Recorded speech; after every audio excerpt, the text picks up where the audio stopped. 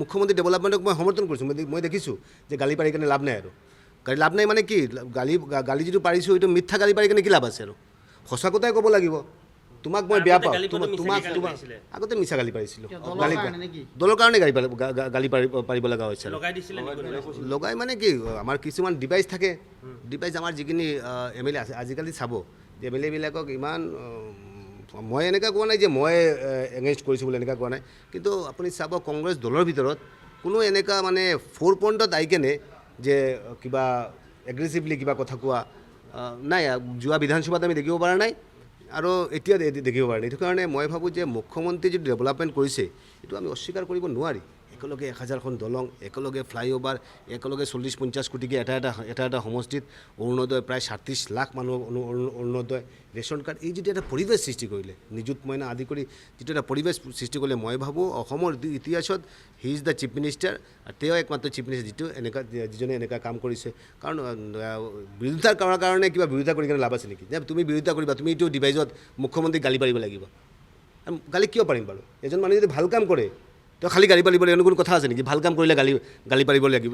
সেইটো কাৰণে মই ভাবোঁ যে আজিৰ দিনত এটা পৰিৱেশ সৃষ্টি হৈছে, মুখ্যমন্ত্ৰীৰ বাতাবৰণ সৃষ্টি কৰিছে। এইটো অক্ষুণ্ণ থাকিব লাগে। আগন্তুক দিন ডেভেলপমেণ্টটো যাতে অক্ষুণ্ণ থাকে এইটো আমি বিচাৰিছোঁ। মানে ভাল পোৱা বেয়া পোৱাৰ পেৰামিটাৰটো কি মই ধৰিব পৰা নাই বস্তুটো। কোনে লিডাৰে কি মোক বেয়া পায়, লিডাৰে কি মই ভাল পায়, এইটো কোনো কথা নহয়। কথাটো হৈছে কি ৰাইজে মোক ভাল পায় কি পায় না, 1 নম্বৰ কথা। 2 নম্বৰ কথাটো হৈছে কি মাননীয় মুখ্যমন্ত্ৰীক মই ডেভেলপমেণ্টক মই সমৰ্থন কৰিছোঁ। আগন্তুক দিন এই যে মাননীয় মুখ্যমন্ত্ৰী যিটো ডেভেলপমেণ্টৰ ক্ষেত্ৰত যিটো এটা পৰিৱেশ সৃষ্টি কৰিলে, যিটো বাতাবৰণ সৃষ্টি কৰিলে, অসমৰ ইতিহাসত he is the chief minister. কথাটো হৈছে কি স্মাৰ্ট মিটাৰ লৈ কোনোবা আন্দোলন হৈছে, ক'ত বা আন্দোলন হোৱা নাই। আন্দোলন হোৱা নাই এনেকুৱা জগা আছে, খালি এনেকুৱা জগা নহয় আন্দোলন হৈছে, ক'ত বা আন্দোলন হোৱা নাই এনেকুৱা আছে। ঘটনাটো ইতিমধ্যে মুখ্যমন্ত্ৰী মহোদয়ৰ আমি দৃষ্টিগোচৰ কৰিছোঁ। ইতিমধ্যে হৈছে মুখ্যমন্ত্ৰী এটা পজিটিভ দৃষ্টিভংগী লৈ কাম কৰি আছে। আৰু মই ভাবোঁ আগন্তুক দিন কেনেকুৱা কি যদি কিবা কমপ্লেইন থাকে, একদম ক্লিয়াৰলি কৈছে, যদি স্পেচিফিক কিবা কমপ্লেইন থাকে, যদি কোনো মানুহৰ যদি পলিটিকেল নহয় আৰু কিছুমান বস্তুটো পলিটিকেল হয়, যে নাই আমি কংগ্ৰেছে কিবা এটা আন্দোলন কৰিলোঁ, আমি কিবা এটা সংস্থাই আমাৰ মিডিয়াত আহিব লাগে, আমাৰ পেপাৰত আহিব লাগে, আমি কিবা এটা আন্দোলন কৰিব। পেপাৰত আহিবৰ কাৰণে নহয়, মিডিয়াত আহিবৰ কাৰণে নহয়। যদি সঁচাকৈ কিবা যদি প্ৰব্লেম থাকে, এই প্ৰব্লেম ইতিমধ্যে মাননীয় মুখ্যমন্ত্ৰী ক'লে যে হেৰিয়ালৈ AGM লৈ যাব লাগে।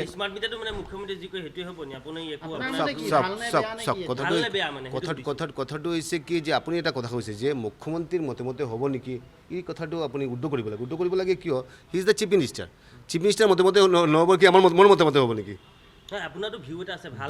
ভিউ আছে মইতো ক'লোঁ আৰু ভিউটো মুখ্যমন্ত্ৰী মহোদয়ক ক'লোঁ আৰু বস্তুটো যে মুখ্যমন্ত্ৰী মহোদয়ক আমি নজৰত দিছোঁ বস্তুটো।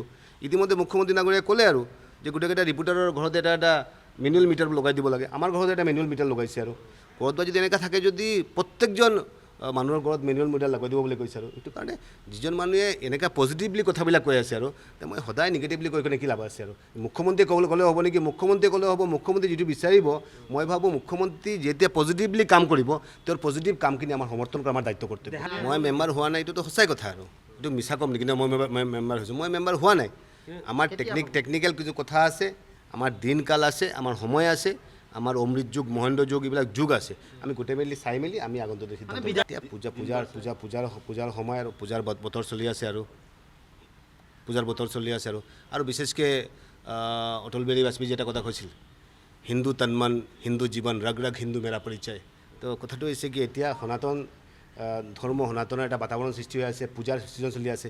এইটো সময়ত মই ভাবোঁ এই যে মেম্বাৰ বিশেষকৈ কেতিয়া জইন কৰিব সেইবিলাক প্ৰশ্নৰ কোনো উত্তৰ নাই। পূজাটো যাব দিয়কচোন, আপোনালোকে সনাতন ধৰ্মাৱলম্বী মানুহ, হিন্দু মানুহ, মই হিন্দু মানুহ, এতিয়া পূজাৰ বতৰ চলি আছে, পূজাটো শেষ হ'ব দিয়ক, তাৰপিছতে কথা পাতিম। ৰকিবুল হাছানে আপোনাৰো বিধায়ক পদ খাৰিজ কৰাৰ বাবে আকৌ আবেদন জনাইছে, আকৌ অধ্যক্ষৰ ওচৰত আহিছে। যিজন মানুহৰ কাৰণে মই কংগ্ৰেছ এৰিলোঁ, যিজন মানুহৰ কাৰণে মই কংগ্ৰেছৰ অফিচত নোযোৱা হ'ল আৰু তেওঁ কৈ থাকে যে খাৰিজ কৰিব, কেতিয়াও কি খাৰিজ কৰিব? তেওঁৰ কাৰণে মই কংগ্ৰেছ অফিচত যাব বন্ধ কৰিছোঁ।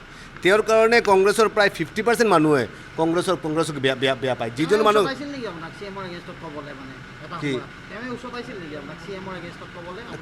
কোনো নকয় বুলি তেওঁ মোক কৈছে আৰু যে তুমি ক'বা বুলি, তোমাৰ কথাখিনি ভালে হয় আৰু তুমি কথাখিনি অফেন্সিভলি কৈ থাকা, তুমি কথাখিনি কৈ থাকা। আৰু কথাটো হৈছে কি কংগ্ৰেছত আছিলোঁ, কংগ্ৰেছত মিছা কথাখিনি কৈছোঁ আৰু ভুল তথ্যখিনি বিধানসভাত কৈছোঁ, যিখিনি কথা ক'ব লাগে কংগ্ৰেছে যেনেকৈ শিকাই দিছিলে এনেকৈ কৈছিলে, কিন্তু আজিৰ দিনত দেখিছোঁ এই কথাখিনি সম্পূৰ্ণ ভুল আছিলে। কাৰণ মুখ্যমন্ত্ৰী ডাঙৰীয়াই যেনেকৈ ডেভেলপমেণ্ট কৰিছে তেওঁ ডেভেলপমেণ্টটো আগবাঢ়ি লৈ যাব লাগে। আৰু মই ভাবোঁ এই পৰিৱেশটো যাতে অক্ষুণ্ণ থাকে।